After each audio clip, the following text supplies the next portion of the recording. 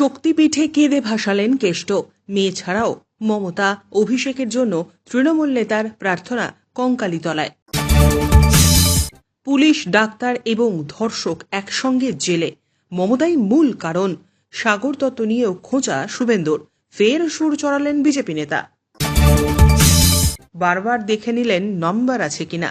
এবার গোপন বৈঠক চান অনুব্রত মণ্ডল, কার সঙ্গে? তুঙ্গে জল্পনা।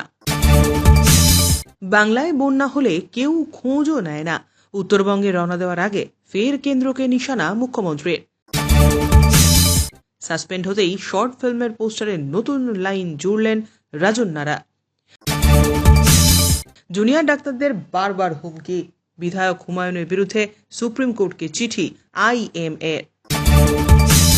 আরজিকর কাণ্ডে বিরাট মোড়, ধর্ষণ খুনের প্রমাণ লোপাটে যুক্ত জুনিয়র ডাক্তারেরাও, বিস্ফোরক তথ্য প্রকাশ্যে। গদ্দার হটাও, ভাঙর বাঁচাও, ভাঙরে শওকতের পাশে দাঁড়িয়ে আরাবুলকে নিশানা সায়নীর। দক্ষিণবঙ্গে চলবে বিক্ষিপ্ত বৃষ্টি, উত্তরে ভারী বর্ষণের পূর্বাভাস, বুধবার থেকে বড় বদল। প্রতিদিন নিয়মিত খবর শুনতে চ্যানেলটি সাবস্ক্রাইব করুন। আসছি বিস্তারিত খবরে। কঙ্কালীতলায় পুজো দিতে গিয়ে কেঁদে ভাসালেন বীরভূমের তৃণমূল নেতা অনুব্রত মণ্ডল। রবিবার মেয়ে সুকন্যা মণ্ডলকে নিয়ে শক্তিপীঠে যান তিনি। হাত জোর করে প্রার্থনা করার সময় আপুষ নয়নে কাঁদতে দেখা যায় দুর্দণ্ড প্রতাপ নেতাকে। পুজো দিয়ে মেয়ের হাত ধরে মন্দির থেকে বেরিয়ে কেষ্ট জানান, কঙ্কালীতলায় বেশ কিছু কাজ বাকি আছে, দুর্গাপুজোর পরে সেই সব কাজ শুরু হবে। তিনি এও জানিয়েছেন, কঙ্কালীতলায় মায়ের কাছে মেয়ে সুকন্যা, মুখ্যমন্ত্রী মমতা বন্দ্যোপাধ্যায় এবং তৃণমূলের সর্বভারতীয় সাধারণ সম্পাদক অভিষেক বন্দ্যোপাধ্যায়ের জন্য প্রার্থনা করেছেন তিনি। সাগর দত্ত হাসপাতালে চিকিৎসক নিগ্রহের ঘটনায় ফের কর্মবিরতির ডাক দিয়েছেন জুনিয়র ডাক্তারেরা। সেই ঘটনায় এবার মমতা বন্দ্যোপাধ্যায়কে খোঁচা দিলেন রাজ্যের বিরোধী দলনেতা শুভেন্দু অধিকারী। রবিবার সকালে পূর্ব মেদিনীপুর জেলায় নন্দীগ্রাম থেকে তিনি বলেন, মমতা বন্দ্যোপাধ্যায় সমস্যার মূল কারণ। উনি যত সময় মুখ্যমন্ত্রী থাকবেন তত সময় এই ধরনের ঘটনা ঘটতেই থাকবে।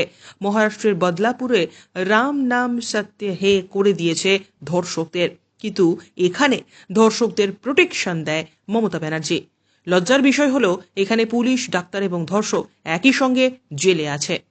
জুনিয়র ডাক্তারদের নিয়ে হুমায়ুন কবিরের বিরূপ মন্তব্য নিয়ে শুভেন্দু বলেন, উনি সবসময় এই ধরনের বিতর্কিত কথাই বলেন, বাজার মাত করার জন্য এবং প্রচারের আলোতে থাকার জন্য এসব করেন। এসব লোক সম্পর্কে কথা বলা উচিত নয়। এই ভিডিওটিতে আমরা 3000টি লাইক টার্গেট করেছি। আশা করি আপনারা লাইক করে আমাদের উৎসাহিত করবেন। নানা জল্পনা, নানা চর্চা, অবশেষে অনুব্রত মণ্ডল সাক্ষাতে কাজল শেখ। বোলপুরে তৃণমূলের জেলা অফিসে অনুব্রত কাজল বৈঠক হয় শনিবার। অনুব্রত বাড়ি ফেরার 5 দিনের মাথায় সাক্ষাৎ বীরভূমের জেলা সভাধিপতির। অনুব্রত মণ্ডলের অনুপস্থিতিতে কাজল শেখকে জেলা পরিষদের সভাধিপতি করা হয়। বীরভূমে তৃণমূলের কোর কমিটির অন্যতম গুরুত্বপূর্ণ সদস্য সে। কাজলের সঙ্গে এবার একান্ত বৈঠক চান অনুব্রত। সোমবার ফিরেই কাজলের সঙ্গে আলাদা করে বসতে চান অনুব্রত। শনিবার কাজলের ফোন নাম্বার তার কাছে আছে কিনা সেটা বারবার নিজের ফোনে চেক করেন অনুব্রত। এরপর নাম্বার খুঁজে বার করে বলেন, তোর নাম্বার আমার কাছে সেভ আছে, দেখ।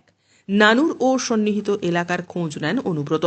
তবে সেখানে আরও বেশ কয়েকজন নানুরের নেতা হাজির থাকায় আর কথা এগোননি উভয়ই। কলকাতা থেকে ফিরেই তাই কাজলের সঙ্গে আলাদা করে কথা বলবেন বলে জানিয়েছেন অনুব্রত। গত বুধবার পার্টি অফিসে বক্তব্য রাখতে গিয়ে রীতিমতো হুঙ্কার দিতে শোনা যায় কাজল শেখকে।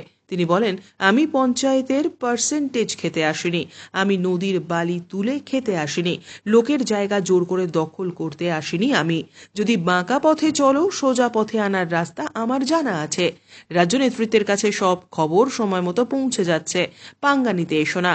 আমি চুরি পরে বসে নেই, অনেক ঘাটের জল পেটে আছে, আমার চাওয়া পাওয়ার কিছু নেই। আমি সব খেলা খেলতে জানি, দাবা খেলাও খেলতে জানি, হাডুডুও খেলতে জানি। খেলা হবে গান শুনিয়ে, লাভ হবে না বন্ধু। প্রসঙ্গত, বীরভূমের রাজনীতিতে কাজল শেখ বরাবর অনুব্রত মণ্ডলের বিরোধী বলে পরিচিত। নানুর কেন্দ্রিক একাধিক রাজনৈতিক আবহে বারবার দুজনের অবস্থান বদল হয়েছে। বর্তমানে কাজল শেখও জেলা রাজনীতিতে অত্যন্ত গুরুত্বপূর্ণ পদে। ফলে কাজল অনুব্রতর আলাদা বৈঠক নয়া মাত্রা যোগ করতে পারে। প্রিয় দর্শক বন্ধু, আমাদের খবরগুলি আপনাদের ভালো লাগলে অবশ্যই লাইক করে দেবেন, এতে আমরা আরও উৎসাহ পাই। দক্ষিণবঙ্গে বন্যা পরিস্থিতি দেখতে হুগলি, পশ্চিম মেদিনীপুর গিয়েছিলেন মুখ্যমন্ত্রী মমতা বন্দ্যোপাধ্যায়।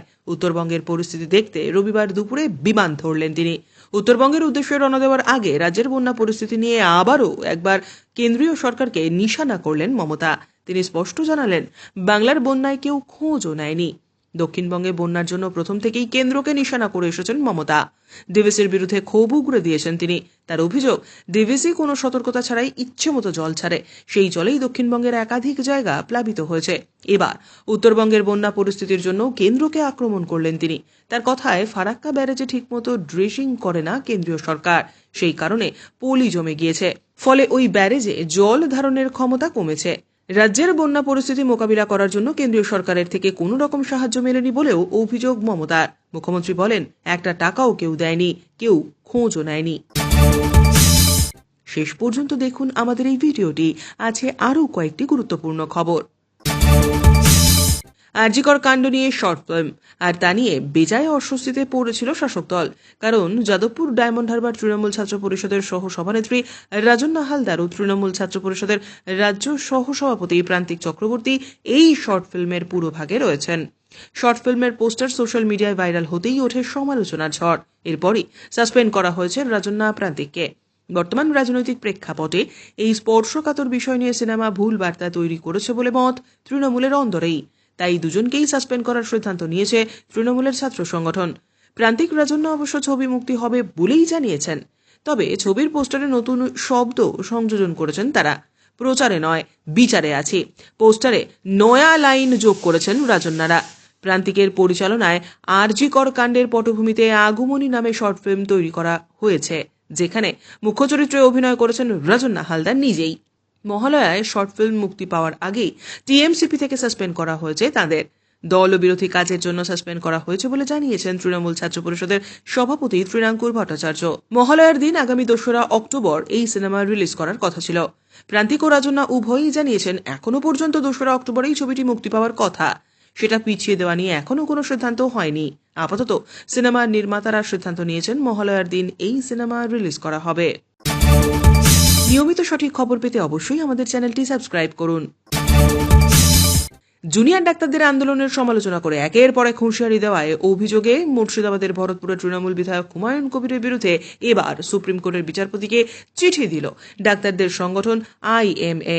বিধায়কের বিরুদ্ধে থ্রেট কালচারের অভিযোগ করে চিঠিতে নিজেদের নিরাপত্তা সংক্রান্ত বিষয় উত্থাপন করেছেন চিকিৎসক সংগঠন IMA এর যুগ্ম সম্পাদক রঞ্জন ভট্টাচার্য।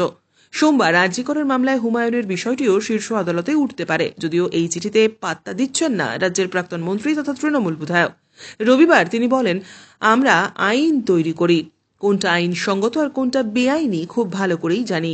কারো জন্য যদি আমাকে জেলে যেতে হয় তবে জামিন পাওয়ার পর 50,000 লোক নিয়ে জমায়েত করব।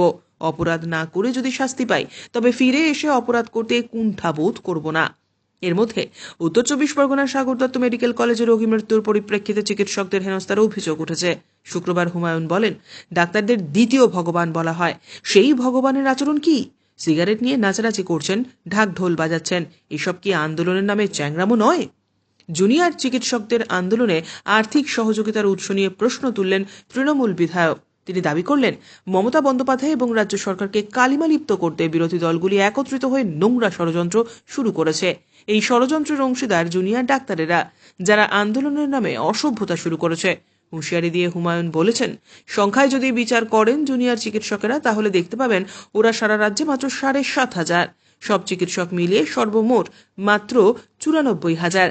আমরা 3 কোটি তৃণমূল কর্মী। রাজনৈতিক দল ও জনপ্রতিনিধি হিসেবে আমাদের একটা দায়িত্ব আছে। প্রয়োজনে রাস্তায় নেমে বিরোধিতা করব, মেডিকেল কলেজ হাসপাতাল ঘেরাও করব, তাতে আমার যা হওয়ার হোক। আপনি কোন জেলা থেকে আমাদের এই ভিডিওটি দেখছেন অবশ্যই কমেন্টের মাধ্যমে জানাতে ভুলবেন না। আরজিকরের ধর্ষণ এবং খুনের তথ্য প্রমাণ লোপাটে নজরে এবার সন্দীপ ঘোষ ঘনিষ্ঠ জুনিয়র ডাক্তার। তথ্য প্রমাণ লোপাটে জুনিয়র চিকিৎসকদের একাংশের যোগের কথা জানতে পেরেছে সিবিআই। নির্দিষ্ট তথ্য প্রমাণে ইঙ্গিত সিবিআই এর। সেমিনার রুমে পুলিশ পৌঁছানোর আগে থেকেই সেই জুনিয়র ডাক্তারদের উপস্থিতির তথ্য এসেছে সিবিআই এর হাতে। সন্দীপের ঘনিষ্ঠ মহলের ওই জুনিয়র চিকিৎসকদের গতিবিধি সন্দেহজনক, এমনই দাবি সিবিআই এর। সন্দীপ ঘোষের সঙ্গে মোবাইলে তাদের কয়েকজনের একাধিকবার কথা হয়েছে বলে তথ্য পেয়েছে কেন্দ্রীয় তদন্তকারী সংস্থা। সকাল থেকেই তাদের গতিবিধি সেমিনার রুম এবং সংলগ্ন অংশে। নির্দিষ্ট তথ্য প্রমাণ মিলেছে বলেই দাবি করছে সিবিআই। সন্দীপের নির্দেশেই কি তারা পৌঁছে গিয়েছিলেন ঘটনাস্থলে? ইতিমধ্যে 10 থেকে 12 জন জুনিয়র চিকিৎসকদের বয়ান রেকর্ড করেছে সিবিআই। ইনকোয়েস্ট বা সুরত হালের সময়ও তাদের উপস্থিতির প্রমাণ মিলেছে বলে দাবি তদন্তকারীদের। জেনারেল বডির বৈঠকেও তাদের উপস্থিতি এবং বিভিন্নভাবে পুলিশের ওপর চাপ সৃষ্টি করার প্রমাণ মিলেছে বলেও জানা যাচ্ছে। এদিকে সিবিআই সূত্রের সামনে এসেছে আরও এক চাঞ্চল্যকর তথ্য। ঘটনার দিন অর্থাৎ 9ই আগস্ট আরজিকর হাসপাতালের সেমিনার রুমে উদ্ধার করা হয় তরুণ চিকিৎসকের মৃতদেহ। কিন্তু সেমিনার রুমেই কি আদৌ খুন করা হয়েছিল নির্যাতিতাকে, নাকি অন্যত্র খুন করে দেহ সেমিনার রুমে এনে রাখা হয়? এই প্রশ্ন উঠছে নানা মহলে। এই পরিস্থিতিতে সিবিআই সূত্রে এক চাঞ্চল্যকর দাবি করা হয়েছে। সূত্রের খবর অনুযায়ী ডিজিটাল তথ্য প্রমাণে ভর করেই এবার মূল ঘটনাস্থলের খোঁজ শুরু করেছে সিবিআই। সেমিনার রুম নাকি অন্যত্র? কোথায় খুন হয়েছিলেন পড়ুয়া চিকিৎসক? তদন্তের শুরু থেকেই বারবার উঠে এসেছে এই প্রশ্ন। আর এই তদন্ত সূত্রেই এবার হাসপাতালের ক্যাজুয়ালিটি ব্লকের নির্দিষ্ট একটি জায়গার ওপর নজর পড়েছে সিবিআইয়ের। তৃণমূলের মাথা ব্যথা ভাঙড়ে এবার অন্তর্ঘাত তত্ত্ব। শওকত মোল্লার পাশে দাঁড়িয়ে ঘুরিয়ে আক্রমণ আরাবুল ইসলামকে।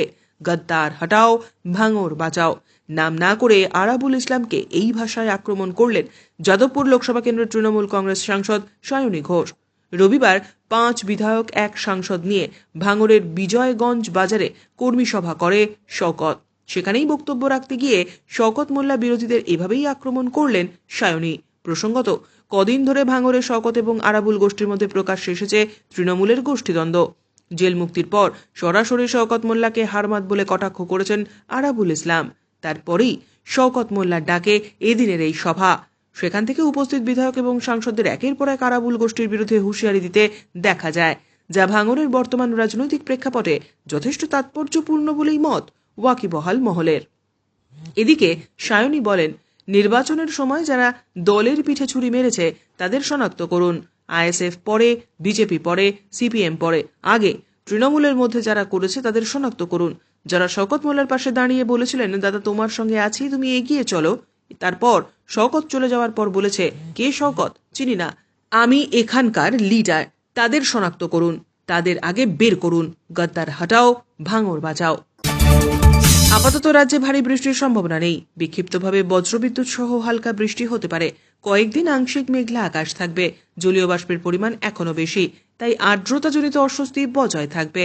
মঙ্গলবার পর্যন্ত ক্রমশ কমবে বৃষ্টির পরিমাণ। বুধবার থেকে উত্তরবঙ্গে বৃষ্টি বাড়তে পারে বলে অনুমান আবহাওয়াবিদদের। দক্ষিণবঙ্গের কিছু জেলায় বিক্ষিপ্তভাবে বৃষ্টির সম্ভাবনা রয়েছে। বাতাসে জলীয় বাষ্প থাকায় বৃষ্টি না হলে অস্বস্তি থাকতে পারে। বুধবার থেকে বৃষ্টির পরিমাণ কিছুটা বাড়তে পারে দক্ষিণবঙ্গের জেলাগুলিতেও। কলকাতায় আংশিক মেঘলা আকাশ, বাতাসে জলীয় বাষ্পের পরিমাণ এখনো বেশি, তাই রোদ চড়া থাকলে অস্বস্তি থাকবে। 2-1 পশলা হালকা বৃষ্টির সম্ভাবনা রয়েছে। আগামী কয়েকদিন বৃষ্টির সম্ভাবনা ক্রমশ কমবে। সামনের সপ্তাহের মাঝামাঝি ফের বৃষ্টির পরিমাণ কিছুটা বাড়তে পারে। আজ সকালে কলকাতার সর্বনিম্ন তাপমাত্রা ছিল 27.6 ডিগ্রি সেলসিয়াস, যা স্বাভাবিকের তুলনায় 1.6 ডিগ্রি সেলসিয়াস বেশি। গতকাল বিকেলে সর্বোচ্চ তাপমাত্রা ছিল 32 ডিগ্রি সেলসিয়াস। বাতাসে জলীয় বাষ্পের পরিমাণ 75 থেকে 97%। আগামী 24 ঘন্টায় তাপমাত্রা থাকবে 27 থেকে 33 ডিগ্রি সেলসিয়াসের মধ্যে। বৃষ্টি হয়েছে সামান্য 9.5 মিলিমিটার। খবর শেষ হলো।